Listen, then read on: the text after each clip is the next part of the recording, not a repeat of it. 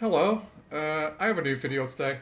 I thought I'd put together a video a little bit different from a build video today. I want to talk about Fallout 76 and whether Fallout 76 is pay to win or not, and if it's right for you. Just because I've seen a couple of videos recently where people are stating that Bethesda are forcing people to pay for Fallout to play Fallout, which makes no sense. It makes no sense. But I would like to give you my opinion on Fallout 76, why I still play it, why if you want to play it, maybe play it for yourself, if you're an enjoyer of RPGs or apocalyptic themed games. I just want to give my feed on whether it's pay to win, whether it's going to be enjoyable for you, or whether it's not going to be enjoyable. Just to sort of like get rid of this misinformation about um, Fallout 76 in general, because I think Fallout 76 is a really easy game to slate. It's a very cheap win for people to slate because it does have terrible aspects, but a majority of games what are released this day and age, and a very small percentage of games what are released these days, do have a lot of terrible aspects to them and consistently need updating anyway. So I don't think Fallout is the single Fallout 76 in particular. I don't think it's the single most uh, game that has major issues because it does, like a majority of games. But that's my thing. That's basically my intro on this. But yeah, let's get into the main. I'm going to do my daily as well. We have this discussion as well, just so I'm not stood here. So let's go to Camden Park to start off with. So yeah, so is Fallout 76 pay to win? Me personally, I think there's a 50-50 split on this. I think this game can be enjoyed offline, but there's too many perks to paying for Fallout first, and I completely understand that. And I come from, I'd say, quite a biased point of view because I've played it on multiple consoles now. I did about 600 hours. Oh, I was used that. I did about 600 hours on the PlayStation. I've done about 600 hours on the PlayStation, and I've done about 500 hours or odd on the Xbox back in the day when it first came out. Um, but yeah, obviously the perks of being a Fallout First member is that you get storage boxes. You now get medical storage boxes and an ammo storage box and a strap box for paying for the subscription. Now, for me, I've always thought that's a bit cheeky. I think stuff like that should have been in the game, regardless. That is a beautiful quality of life feature in the game. But to pay for it, yeah, I do think it's bad to pay for those quality of life features. But um, Fallout's not the only person doing that, and that's what we really need to address. It is a lot of people and a lot of video game developers. I mean, video game developers who make you pay for convenience. So yeah, in some aspects it's a pay to win game, but at the same time, this game can be played totally free to play. It would just have a couple of catches attached to it, like any MMO of our genre. If you go and look at, for example, if you look at another Bethesda game, that is Elder Scrolls. Elder Scrolls Online has done 10 times better than Fallout 76 ever has done. It has more of a player base. Because it's a longevity as well, and it's an amount of content and end-game content, which admittedly Fallout lacks in end-game content, but I believe Fallout is more of a social experience than some massive elongated end-game experience to get the best armor and the best ammo and stuff. You can literally get the best armor and stuff like that before endgame anyway on Fallout, just with a little bit of commitment. So yeah, I do believe Fallout First does offer way too many benefits to the paying players, and that there is a hindrance on people who are free to play. But I do feel like if you pay into Fallout First anyway, you're committed to the game. This is more than likely your main game currently, or the game you really like to play. And that's what I always think when people do play MMOs, especially people who only play one MMO or maybe multiple MMO. I only play one these days. Um, I'm paying in. Do you know what I mean? Especially if I know I am at least committing most of my spare time to play this video game. I'll pay for it because the game is technically free to play as well. You don't need to pay an upfront cost for it. If you have a subscription to PlayStation and Xbox, that is. But yeah, I think yeah, it is pay to win. But I think let's move on to the next topic for people to better understand. The video game market is literally pay to win. So what companies will do is follow the trend, like anything. Like say your local store is selling it's selling more it's selling more and more Pringles that week, for example. Well, of course it's going to increase the price because that's the trend right now. So you force the consumer to pay more because you know they're buying in. And if I put a nice label at the front of it saying you could potentially win a prize or there's bonuses to paying in to do this, you will invest. And if that's the only snack you're eating that week, you will invest. So like this is the same for the video game market currently. There's a very small majority of developers that do not send out a game that is unpolished. Uh, Very few companies send out games these days that are completely polished, ready for market. A lot of games are sent out and we'll patch it along the way and we'll see what it is. But that's because demand in video games has skyrocketed. Look at the film industry. The film industry has declined, whereas the video game industry is increased. So demand is much higher. And that's what people need to really understand, is that the video game market, as much as I don't like to defend the video game market, sometimes there's very few developers that still fully support these days, especially at my age at 34.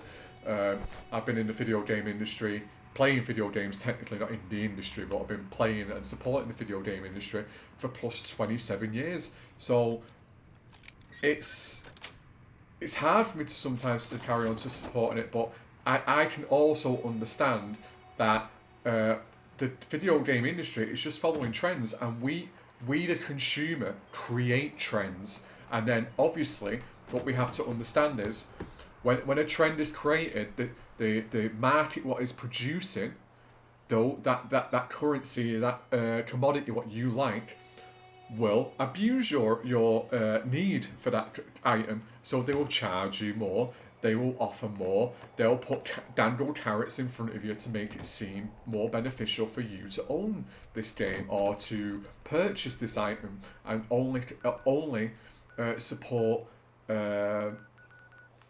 events to support their game, their features. So it, it's the video games just following a trend, and sadly, obviously, for people who support Fallout, don't support Fallout, think it's a gross game and horrendous. I understand where you're coming from on that point of view. I'm not sat on the fence in it. I'm completely on your side, but I'm completely on the side of the consumer who enjoys this game at the same time.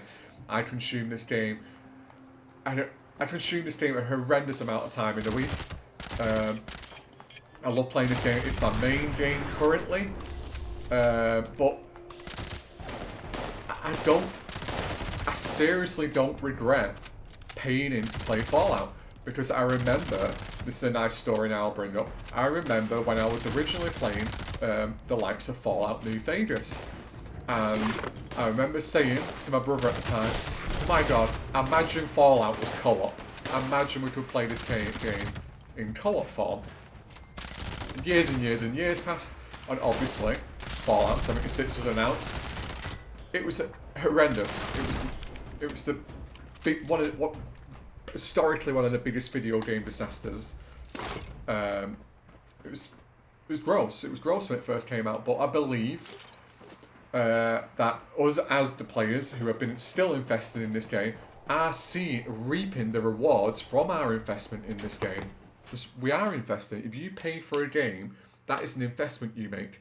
The same way if I purchase a monitor or a computer, so I'm making an investment. I'm making an investment for me, but in that investment as well, you're also helping the other side, which 9 times out of 10, yes, they are taking money from us, they are profiteering off us, but we're also making investments. So I've seen like the accusations of like there's never a roadmap for the game or anything like that. Guys, I'll put it in a link in the description. This game always has a roadmap. There's always something happening. You're always aware when the next update's going to be coming out. Roadmaps exist for this game. unlike other games that are seeing the MMO genre, they don't, half the time, they do not provide roadmaps. And it's well, it's there when it's there. Do you know what I mean? We'll keep you updated, and it's for the likes of like people checking X and stuff like that, or Reddit, to see if what the next big update for the MMO is. But I can tell you from my point of view, this game always has a roadmap. You always know what's coming. Um, whether it's good, bad, the game's always changing. There's always changes being made to the game, whether it be good or bad. But that's the state of the video game market now. Things are constantly changing, and you know something, and that's the same in life. Things change for the good or the bad, and you know something, we are the consumers, and we decide where we spend our money. And if we don't want to consume the product, we can simply put our controllers down and stop consuming that product. And maybe one day I will stop consuming Fallout 76. But will I fall out with a franchise? Will I sit here and say, well, it was because it was being paid to win and stuff? No, because life changes, taste changes, everything changes, and you also we have to start following the trends as well, because we are following the trends every time we purchase something, every time we support the microtransactions and stuff. We are supporting the trend. It's a matter of fact, it is a part of our daily lives, especially as consumers of video games. We are the people who shape the way this industry, how this industry is going to become, and that's what's happened. We are the crafters, they are the developers, but our money and what we do shapes how video games are developed and played. We are the trendsetters. So, do you know something? And I do encourage this. I've always said this. I've never been in support of microtransactions and stuff, but it's here to stay. And I think we all need to understand, and the people who do not understand this, is that really observe the video game market for what it is. And me as a consumer for the past 27 years, a lot of people have been much longer than me. People who have only been consuming for 5 years will more than likely see, well, this is the trend, this is how it's happening.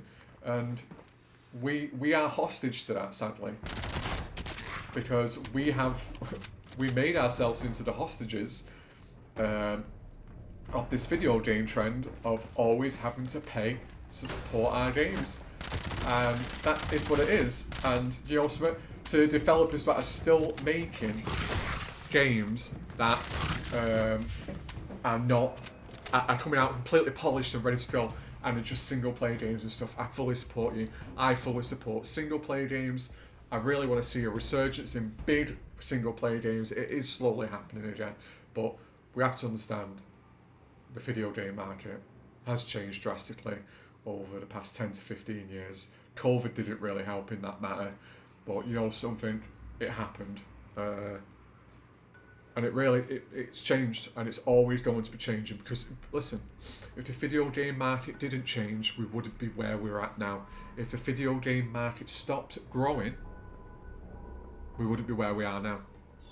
Systems would be redundant, would still be on really bad graphics and stuff like that, but look where we're at now, and I think we just need to support where it's going currently. But listen, your pocket is the most important thing, your wallet is the most important thing. If you don't want to support sometimes the shady practices of the video game industry, stop supporting it and support the people you want to support. So if you support single player games, go and support single player games, because that's how we set trends, by paying for what we want. The more we encourage the video game markets to go in the other direction and not this direction, things will change. Look at the Game Awards this year. Do you know what I mean? A big change. An indie developer won that game award. So, you know what I mean? We are setting trends already. So we'll circle back to whether Fallout 76 is paid to win, and yeah, it is paid to win, but it's not completely paid to win. You can play this game, and I can't stress that enough, you can play this game completely free. Completely free. Obviously have your subscription, so you can download the game for free on PlayStation PlayStation Pass or Game Pass on the Xbox.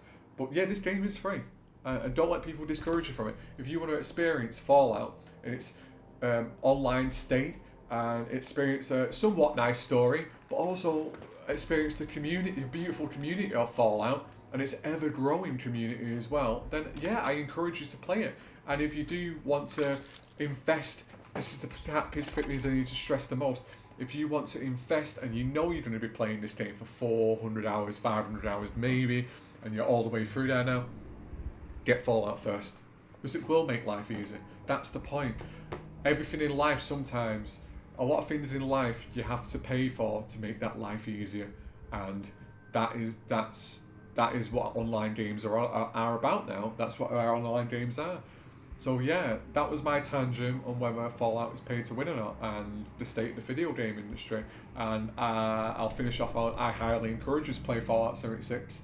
And if you don't enjoy it, well, you don't enjoy it. There's plenty of other games out there. There's too many games out there. There's millions upon millions of games out there. Find the game you love, because you know something. Fundamentally, we all love video games. And if you're watching this video, you love video games anyway, despite what you think of my opinion on Fallout 76, because I love Fallout 76, but I know for a fact you, as a viewer right now, you love video games, and that's the most important part. Doesn't matter what video game it is, you love video games, and I want everyone to continue loving video games. I'll see you at the next build video.